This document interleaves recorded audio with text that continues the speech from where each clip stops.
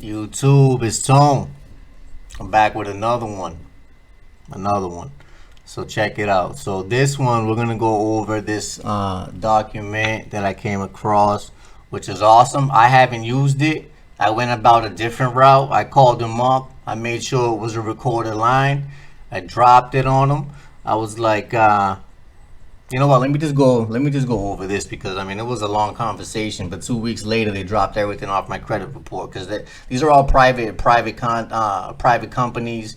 They have no business putting their information out there. I called them up looking for the contract that I had with them. I'm like, I don't even know you people. Where'd you get my information? We have no contract. You have no authority to be publishing derogatory information about me. You're gonna take it off, or you're gonna pay me $12,000 a day starting today.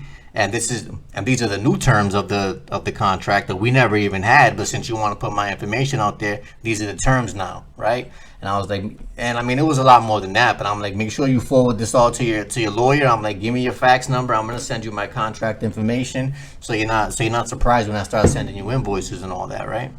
Boom, and they just took it right off, just like I knew they would, just like I knew they would. So this letter here should solve your problem because what you need to understand is that you're the boss here. You don't have a contract with none of these clowns. You don't have to pay them anything, and really, you don't even have a contract with them. They're a third party collector, just like all these courts are. I'm pretty sure this could even work for courts too if you wanted to, because Title 15 USC consumer protection laws there, and so basically what that does is it gives you rights as a consumer that nobody is. I mean, and so nobody's allowed to publish any derogatory information. You can actually pick through your credit report and take out the bad stuff if you want, and just have that all removed, and take it from there. So this letter here says notice of contract change. You put your name, your address, the agency's name, which is going to be the what is it, the credit collections agency or whatever. Your certified mail number is going to be proof that you delivered it here, and it's also going to put these clowns into a military jurisdiction, so they're not going to be able to get out of this shit by calling one of their friends in the courthouse. It doesn't work like that anymore. Once you start sending stuff certified like that, it's postmaster certified. Postmaster is the highest court here on this land. Know that. Know that. So since there is a contract of creditor debtor alleged from agency with your name on it, and on your credit report, you need to see a validation letter included. This is notice of a contract change and termination of that contract with final terms to that contract for performance by agency name, which is going to be their name. And it is accepted that your name need perform no further items in performance of alleged contract. If this notice remains unrebutted within 30 days of receipt, it becomes accepted. Final performance of contracts requires that the credit collection agency will pay in full. Notice and demand for payment include. So it says write your name a letter within 10 days stating that this debt is satisfied and will never be collected on again, and send an original of this letter to you.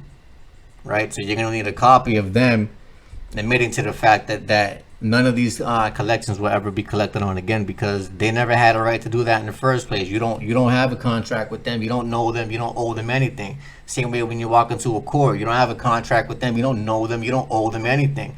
So what you're going to do is put them in a position where they have to claim that you owe them something, which means that they're going to have to provide a wet ink signed contract on demand at any point that you decide to see that. So even when you go into court, they're going to have to produce a wet ink signed contract from you stating that you have a contract with them to be their whatever it is, or that you have any sort of obligation to them.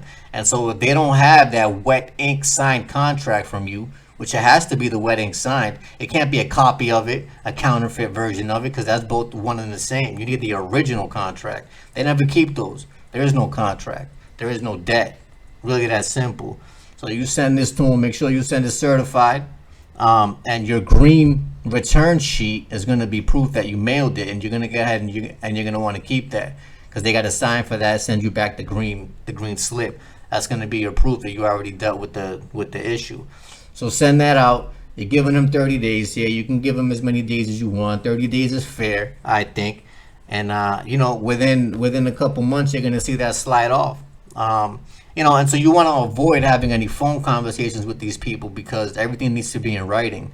That's how they usually get people, is by speaking to them on the phone and getting them to dispute the amount owed and shit like that. And once you start talking about the amount owed, that's when you're gonna end up in their jurisdiction. You don't want to argue with them. You want to speak on the validity of the contracts, and you're gonna put them in an opportunity to provide the wedding signed contract if they feel like they have it, because you have no contract with none of these clowns. And this is on top of the fact that once it goes to a collection agency, they buy that off the agency that you originally had the contract with. So that debt is already paid for. As soon as they bought that debt off somebody else, that shit is already paid for. And they're going to be writing this off for 3 years. So they're writing this off and they're getting tax credits for 3 years. And then they're still acting like you got to pay them something. Because that's what I told them too. I'm like, I need a fucking forensic audit on this whole account here. Show me that you haven't been writing this off for 3 years and you're still going to act like if I owe you something. I'm like, I need to see all that documentation.